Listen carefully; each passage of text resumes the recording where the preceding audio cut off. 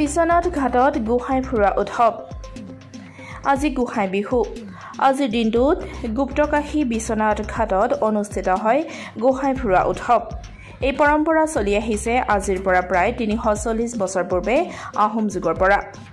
মঠ মন্দিৰ দেৱালয় সমৃদ্ধ তথা বুৰঞ্জী প্ৰসিদ্ধ ঐতিহাসিক গুপ্তকাশী বিশ্বনাথ ঘাটৰ প্ৰায় ২৭খন দেৱালয়ৰ ভিতৰত অন্যতম প্ৰধান বিশ্বনাথ দেৱালয়ত গোসাঁই বিহুৰ দিনাখন বিশ্বনাথৰ বিভিন্ন প্ৰান্তৰ অগণন ভক্তৰ সমাগম দেখা যায়। গোসাঁই বিহুৰ দিনটোত বিশ্বনাথ দেৱালয়ৰ পৰা গোসাঁই গুপ্তকাশী বিশ্বনাথ ঘাটৰ উত্তৰ দিশে অৱস্থিত ভিৰগাঁৱত চলি অহা পৰম্পৰা অনুসৰি গোসাঁইক দোলাত বহুৱাই লৈ যোৱা হয় অস্থায়ী উপাসনাস্থলীলৈ আৰু নিশাৰ ভাগত পুনৰ গোসাঁইক পূৰ্বৰ স্থান অৰ্থাৎ বিশ্বনাথ দেৱালয়লৈ লৈ অনা হয়। বিশ্বনাথৰ পৰা ৰমেশ চন্দ্ৰ চৰেণৰ ৰিপৰ্ট, পাব্লিক টিভি অসম। ১৬৮২ পৰা এই অনুষ্ঠান চলিয়ে আহিছে আৰু এইটো পৰম্পৰা আপোনাৰ মানে জেনেৰেশ্যন বাই জেনেৰেশ্যন এটা পুৰুষৰ পৰা এটা পুৰুষলৈ আমি চলাইয়ে আহিছোঁ। এতিয়া আমাৰ ভাগত পৰিছে, আমি তেনেকৈ গতিকে সকলো আমাৰ এই ৭-৮খন গাঁৱৰ ৰাইজ মিলি সদায় এনেকৈ বহাগৰ ২ তাৰিখে গোসাঁইক উলিয়াই লৈ যোৱা হয় ভিৰগাঁও বাকৰি মেলালৈ আৰু তাতে ঘৰৰ দুৱাৰমুখে সকলো ভক্তই গোসাঁইক আদৰণি জনায়।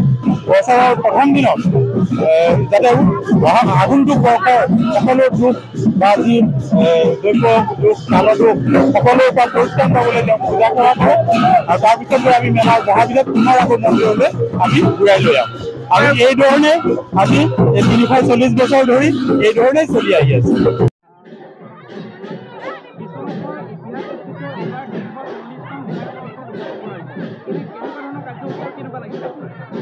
এই আজি ৩৪০ বছৰ হ'ল এই পৰম্পৰা ইতিহাস প্ৰসিদ্ধ বিশ্বনাথ ঘাটত বিশ্বনাথ বাবা মন্দিৰৰ পৰাই সদায় গোসাঁই ওলায় আৰু পানীৰ ভঁৰাল পৰ্যন্ত গৈ পেলাই শেষ নিশাত আকৌ ইয়ালৈ উভতি আহি এই মন্দিৰত প্ৰৱেশ কৰে।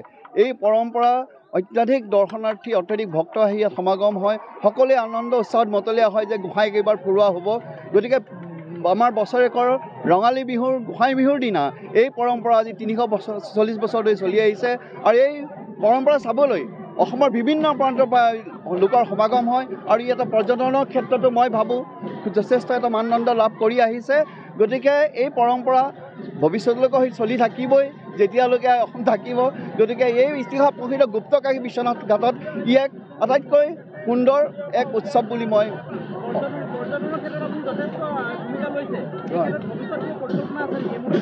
নাই যথেষ্ট আছে ইয়াত আৰু লাহে লাহে এই যিটো আমাৰ প্ৰতি বছৰে ওলাই আহে প্ৰতি বছৰে ইয়াৰ উন্নত মানদণ্ড হৈ আছে।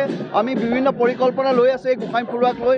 ইতিমধ্যে বিশ্বনাথ ঘাট পৰ্যটন গাঁও হিচাপেও যোৱা নৱেম্বৰ মাহত ২০২৩ চন নৱেম্বৰত হৈছে ঘোষণা হৈছে। গতিকে মই ভাবোঁ বিশ্বনাথ ঘাটৰ এতিয়া উন্নয়নৰ পথত অগ্ৰগতি লাভ কৰি আছে। এয়া সকলো মহাদেৱৰ কৃপা আশীৰ্বাদ, বাবা বিশ্বনাথৰ আশীৰ্বাদ। ধন্যবাদ।